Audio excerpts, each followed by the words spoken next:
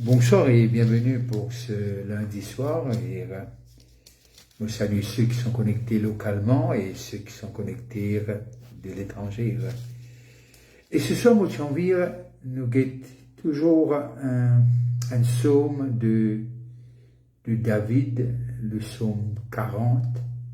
Le psaume 40. Et j'ai envie qu'il nous guette lire en français et en anglais. On prend quelques versets. Et c'est un psaume qui m'a pensé, comme tous les écrits de David, fait énormément de bien. Au chef de ça de David, psaume. J'avais mis en l'Éternel mon espérance, et il s'est incliné vers moi. Il a écouté mes cris. L'anglais va nous dire, I waited patiently for the Lord.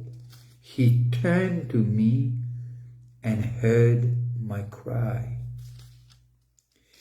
Il m'a retiré de la fosse de destruction, du fond de la boue, et il a dressé mes pieds sur le roc. Il a affermi mes pas. Il a mis dans ma bouche un cantique nouveau, une louange à notre Dieu. Beaucoup l'ont vu et ont eu de la crainte, et ils se sont confiés en l'Éternel. He put a new song in my mouth, a hymn of praise to our God. Many will see and fear the Lord and put their trust in him. Blessed is the one who trusts in the Lord, who does not look to the proud, to those who turn aside to false gods. Le verset 5. Heureux l'homme qui place en l'Éternel sa confiance et qui ne se tourne pas vers les hautains et les menteurs. Tu as multiplié l'Éternel, mon Dieu, tes merveilles et tes desseins en notre faveur. Nul n'est comparable à toi. Je voudrais les publier et les proclamer, mais leur nombre est trop grand pour que je les raconte. Tu ne désires ni sacrifice ni offrande. Tu m'as ouvert les oreilles et tu ne demandes ni holocauste, ni victime expiatoire. Alors je dis, voici je viens avec le rouleau du livre écrit pour moi. Verset 8 jusqu'à My Lord, many Lord, my God, are the wonders you have done, the things you plan for me. The things you plan for me. Et là, on est arrivé à trouver ce que David dit à Dieu dans ce psaume. Les historiens vont vous dire que c'est un psaume peut-être pendant les moments difficiles de David, soit être poursuivi par Saül ou bien par son fils Absalom. Et là, nous arrivons à comprendre ce que David, dans ces moments-là, lire ces 8 premiers versets et nous arrivons à comprendre de ce que les dire à Dieu, de ce que les noms, arrivé au verset 6, les dire de ce que les noms de ses bienfaits, ils sont énormes. Et l'homme est poursuivi, l'homme est pourchassé par son propre fils, et cet homme trouve à déclarer les oracles de Dieu. Et il y a un choix pour faire quand nous avons des moments difficiles. Et mon pensée, c'est une ruse du diable aussi, qui essaie d'amener nous encore plus bas. Déjà, c'est pas un bon moment dans l'histoire de David. Mais c'est mon bon moment, pas bon moment, David prend cette résolution et lui dit quelque chose. Lui dire de ce qu'il j'ai mis en l'Éternel mon espérance. Les choses ne sont pas correctes pour lui. Qui veut dire, dans la peur, mais la peur est aussi de ce qui maintenant capable, de ce qui Saül ou ce garçon, puis envie mettre fin à cela vire, mais il réalise quelque chose. Il réalise de ce qu'il dit à lui-même. C'est un peu comme l'épisode de Ziklag dans Samuel.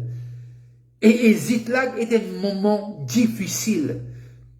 Victoire, oui, mais difficile lorsque il trouvait qu'ils perdirent les enfants, les épouses de man guerrier. Et à un moment donné, ceux qui étaient avec lui, tellement je deviens amer par cette situation, je n'ai plus envie de mettre fin à cela vie. Mais David, il y a une façon de faire qui est intéressant parce que nous arrivons à comprendre ce que le malheur atteint souvent les justes, mais l'Éternel les délivre toujours. Alors, nous trouvons que David fait un choix. Il est dans la cave, il est dans le désert, et il fait un choix pour retourner vers ce que Dieu dit au lieu de ce qui se met en situation peut cause à cela. L'âme de cet homme est abattue. Mais simplement, à l'intérieur de lui, il a les promesses de Dieu. Les promesses de Dieu. Et parce que nous arrivons à comprendre, laisse-moi lire le verset 5 du psaume 40 en anglais. Many, Lord my God, are the wonders you have done, the things you plan for us. Et il y a un plan, c'est un peu comme Jérémie 29, 11. Il a un bon plan. Mais là, ce qui peut arriver, David pas trouve le bon plan. Il trouve dans la réalité des choses, il trouve les adversaires, ceux qui en virent sur la faire, puis attaquent-les. Et puis en virent, mettent une fin. Alors David lui dit à lui-même, parce que les autres ont envie de faire lui, il dit à lui-même ce que Dieu est là pour lui. Et il arrivait à comprendre, il arrivait à connaître que les bienfaits de son Dieu étaient énormes. Et mon pensée, il réalisait aussi, même il a la peur, il connaît de ce que, il y a quelqu'un qui fait une wali. C'est Samuel. Et Samuel pas fait une wali parce que Samuel, il a envie. Samuel fait une wali parce que il finit dicté par Dieu pour wali. Samuel pas faire le choix. Dieu il fait le choix, mais il fait communique sa choix-là à travers Samuel. Et moi, j'ai envie d'ouvrir une parenthèse. Mon pensée, beaucoup peut-être ce soir, ou ceux qui nous écoutent, ou ceux qui vont nous écouter, de ce qu'il y a une promesse de Dieu. Quand un prophète ou un homme de Dieu prophétise l'octroi, réalisez que c'est pas une parole qu'il est fabriquée. Parce que s'il est fabriqué, pose-toi la question s'il est vraiment l'envoyé de Dieu pour te dire ces choses. Mais simplement, être porte-parole de Dieu dans toute la vie. Et pour dire toi de ce que Dieu est dans des bonnes choses. Et lorsque le verset 5, nous arrivons à comprendre, en français, il dit, heureux l'homme qui place en l'Éternel sa confiance et qui ne se détourne pas vers les auteurs.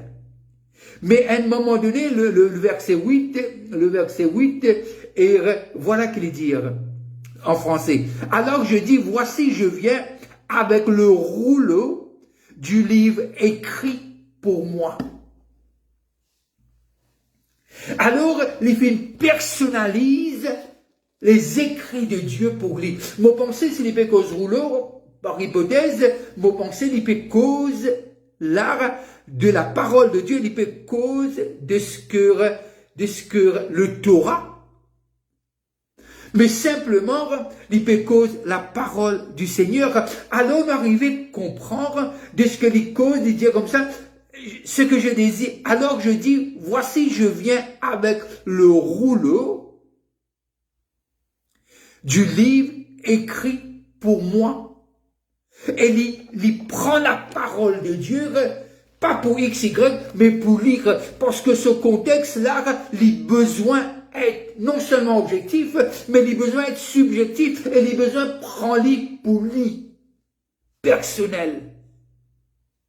Bien qu'il Dieu cause à nous tour, mais l'homme en question, David, la situation est tellement grave, tellement difficile, il rappelle lui-même de ce que son Dieu, qu'il a appelé, a écrit sa destinée à travers ce livre, à travers le Torah, de nous cause la Bible. Et ce qui est intéressant, lorsque il cause cette parole, je désire, I desire to do your will, my God. Le verset 8. Alors, je dis, le français, voici, je viens avec le rouleau du livre écrit pour moi. Et là, l'anglais, il dit, c'est tes lois qui sont écrites dans mon cœur.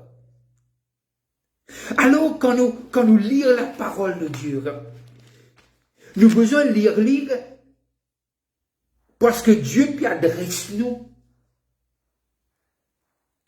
Combien de centaines d'années, des milliers d'années que David écrit. Mais simplement, quand nous lisons la Bible, nous avons besoin de dire, Saint-Esprit, qui te peut dire moi? Qui te peut envie dire moi? Et que te peut envie dirige-moi? Et nous avons besoin de prendre personnellement pour nous. Et là, David, dans toute cette situation, et il dit à Dieu, tu n'as pas désiré ni sacrifice ni offrande, tu n'as pas demandé rien, mais ce qui te peut demander, tu désires, Seigneur, ce que tu désires, au fait, c'est que Samuel dit à Saül, de ce que Dieu, c'est pas sacrifice, c'est l'obéissance. Et je me rappelle cette phrase qu'une personne a prêché qui dit de ce que l'obéissance est égale à croissance. Nos croissances personnelles les dépendent combien l'importance nous donne cette parole dans la vie. Et David dit quelque chose. Je le redis en anglais, le verset 8. I desire to do your will, my God.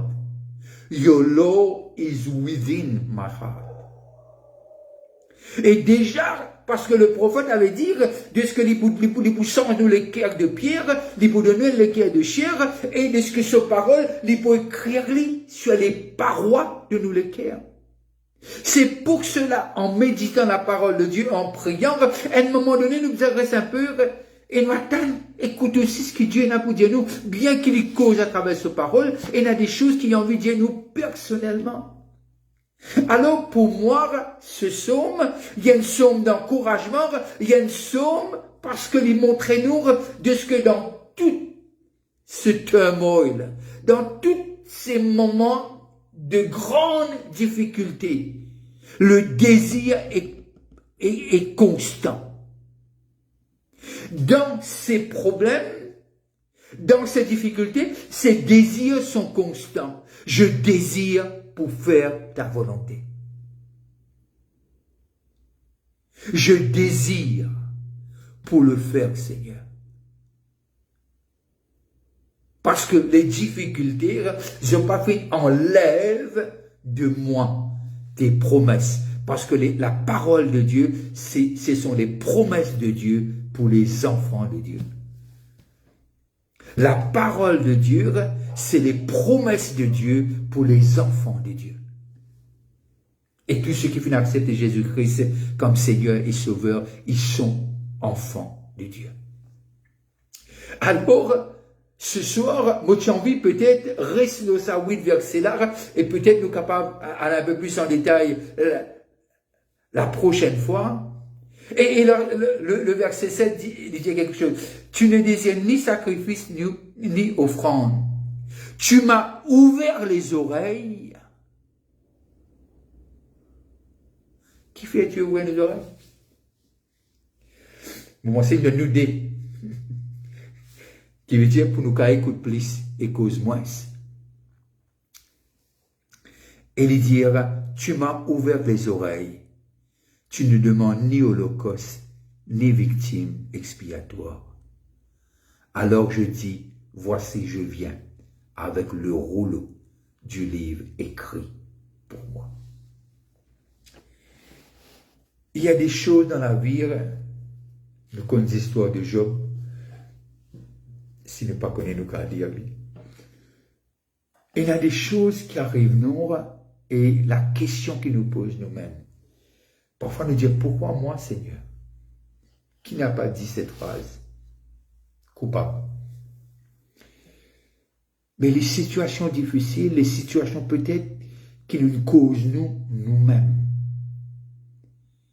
Mais c'est,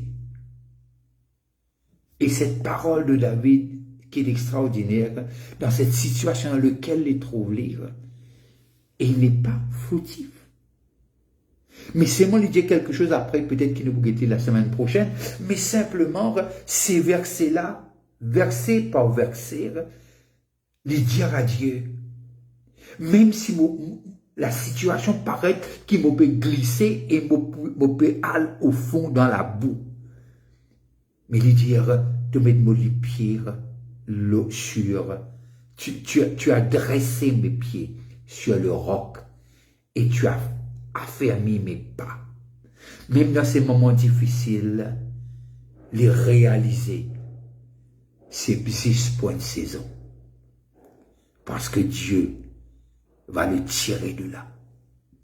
Et lorsqu'il va sortir de là, il sera un meilleur, il a été un meilleur homme qu'avant.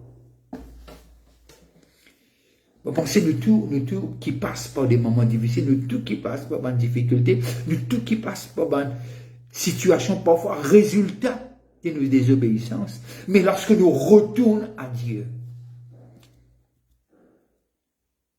c'est pas un Dieu qui l'a ayant envie de mettre fin à la vie.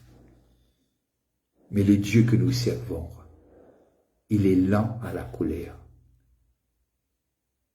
C'est pour une raison qui pousse nous à la repentance afin qu'il nous rentre dans la destinée que Dieu est là pour nous. Parfois les choses paraissent, c'est un cyclone comme ça pour prendre la vie. Mais le psalmiste fait nous comprendre de ce que nous l'espérance, l'est basé sur quelqu'un qui n'a ni commencement ni fin. Et le Nouveau Testament dit nous, lui donne-nous cette autorité pour appeler papa. Et il y a plus loin pour dire appelle-lui ami. Pour aller plus loin pour lui dire un sacerdoce royal. Pour aller plus loin pour dire nous élus par Dieu, pas par l'homme, pas par un comité, pas par une organisation, mais par Dieu lui-même.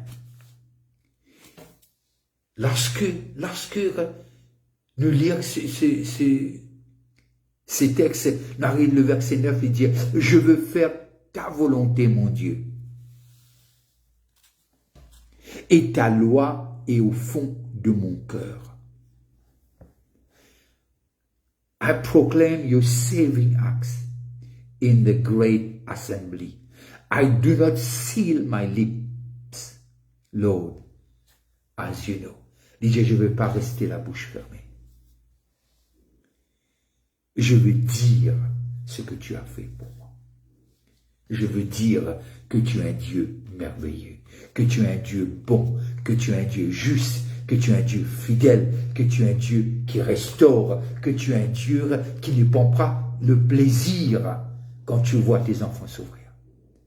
Et tu vas les délivrer. Pourquoi? Parce qu'il y a l'alliance.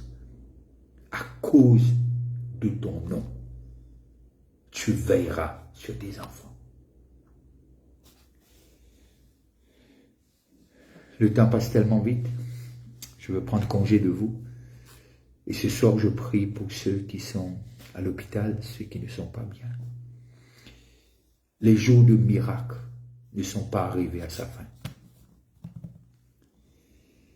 Les jours des prodiges n'est pas arrivé à sa fin. Dieu guérit toujours. Dieu délivre toujours. Dieu sauve toujours. Dieu restaure toujours. Dieu est fidèle. C'est peut-être moi qui ai envie de donner un petit titre à cette exhortation. Au bout de dire la fidélité de Dieu. Et nous capables compte sur la fidélité de Dieu. Et pour prendre le verset de Psaume 40, j'ai mis mon espérance en toi, l'Éternel. Soyez bénis. Si vous êtes dans des moments difficiles, c'est que Dieu est avec vous. Et je prie que même en 2025, on trouvera la main qui a tiré les enfants d'Israël d'Égypte. La main qui a ressuscité, la voix, la bouche qui a ressuscité, qui a tiré Lazare de cet état de décomposition. Cette même voix va pénétrer notre âme, notre esprit et notre corps et apportera la vie de Dieu dans chacun d'entre nous. Passez une bonne fin de soirée. Si vous passez à table, bon appétit. Restez connectés. Et c'est que les promesses de Dieu sont oui et amen pour chacun d'entre nous. Bye bye et restez bénis.